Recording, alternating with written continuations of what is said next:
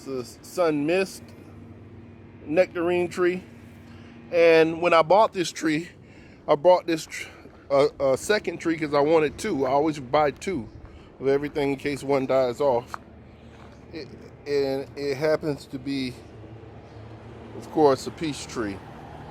I went back to the place in Jacksonville, Florida, off of US 1, and told them, because this was supposed to be a Sun Racer nectarine tree. He told me he wouldn't give me another tree or replace it or anything. He was real rude, and I almost want to say he act racist. He told me he didn't even want to talk to me.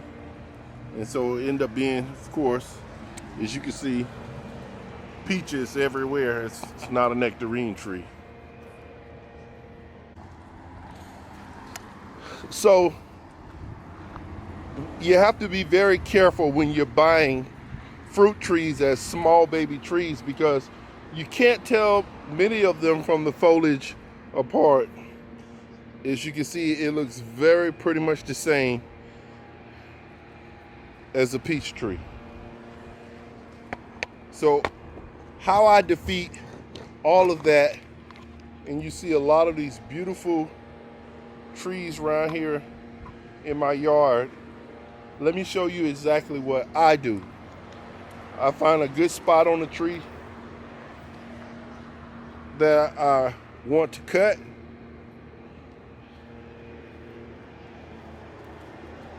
Like some new foliage right here. I'm gonna bring the camera in a little closer. Like right there, with that new limbs coming off, and I'm gonna show you exactly what I do. So I got some regular scissors.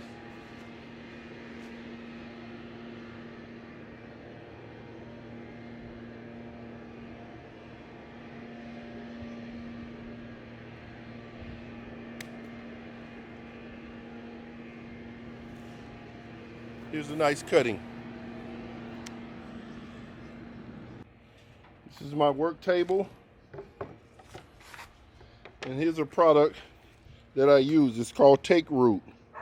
Now, I'm not being paid by Safeguard, but this is just one I use. It actually looks like a little powder in here. And so there are two processes that I normally do. Now I'm gonna pick some of these leaves off around the end, because I'm gonna put this down in the ground. See how that looks? Take one more. Normally I take a root like this and I'll soak it in water, and I'll show you right here what I do with a bucket of plants I have soaked in water. Here are a lot of trees that I pulled up and I soak them down here. These roots are well moist. Palm trees, Japanese plum trees, like a lot of these I have right here I showed in the previous videos. And all of them, I either let them grow in the ground and I pull them up and I keep them soaked in some water till I'm ready to pot them, or I have seeds. Like this is a Japanese plum tree, and these are sour sops, orange tree. Most of these, like that's a cutting, that's a sour sop cutting that I've taken from this sour sop tree. That's a cutting as well. So I'm gonna lightly just scrape a little bit of the outer side of the plant, just a little bit of it. You can get you a nice little blade and don't cut too deep. There you go. Now I'm gonna take that stem and I'm gonna, normally I wet it so it'll stick. Knock some of that off. Sit that there for a second. Here are 3 trees that I previously done the same process to. Some moist soil.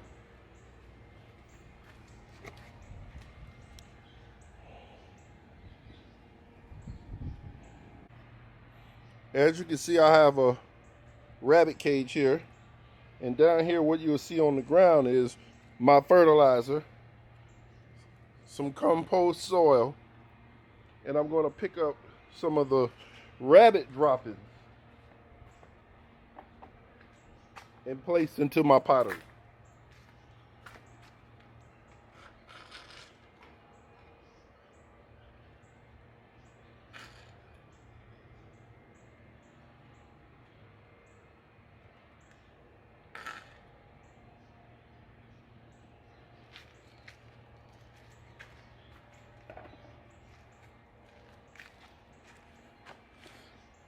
And I'm going to dump it all in here. So I know this is the amount that can fit in this pot.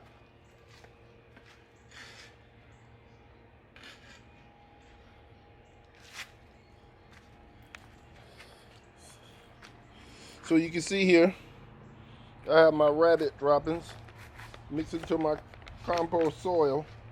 I'm going to stir it around till I got it nice and mixed up.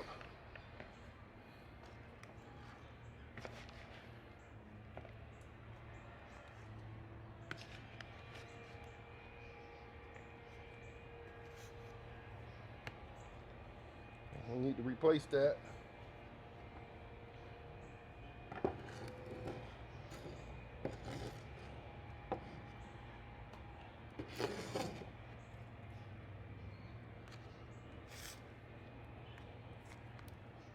That looks pretty good to me.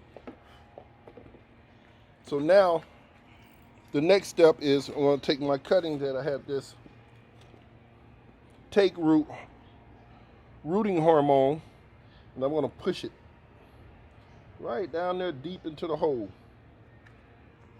And close this powder up, because if it get wet, it's no more good.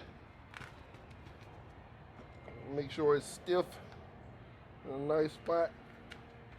And I'll add a little bit more just so it can be stable for stability, so it don't flop around.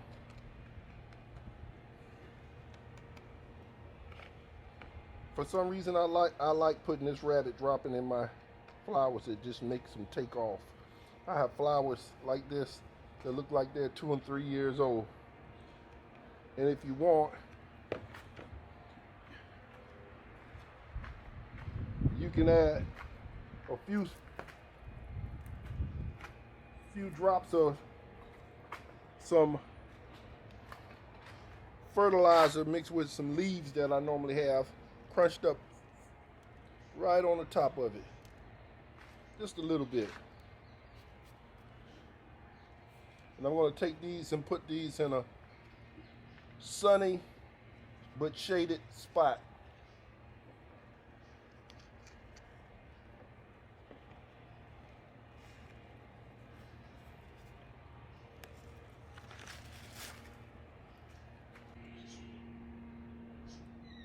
So here are my cuttings from the nectarine tree that I love so much, along with a plum tree cutting and 2 pineapple guava cuttings in a spot that I'll see every day that I walk down here.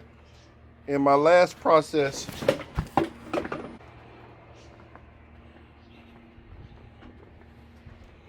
here's some rainwater that I keep retained in a drum around the house. These are already pretty moist, as you can see, that soggy looking soil. That's what the rabbit compost does mixed with the cow manure. It keeps it a muddy, soggy type soil so that the plant will take off, because it's not dry soil. It just won't let it dry up. And so I immediately put a little bit of rainwater onto my plants. And course, I can't walk away from my other plants that I've placed down here. Let's put a little water on them. Everybody get a little rainwater. And so that's how I grow other trees from cuttings. If you enjoyed watching our videos and found them informational, please click subscribe and share these videos with others around the world. And as you can see on our channel, we have just about everything. Thank you, and we wish you a lot of success. And until the next video.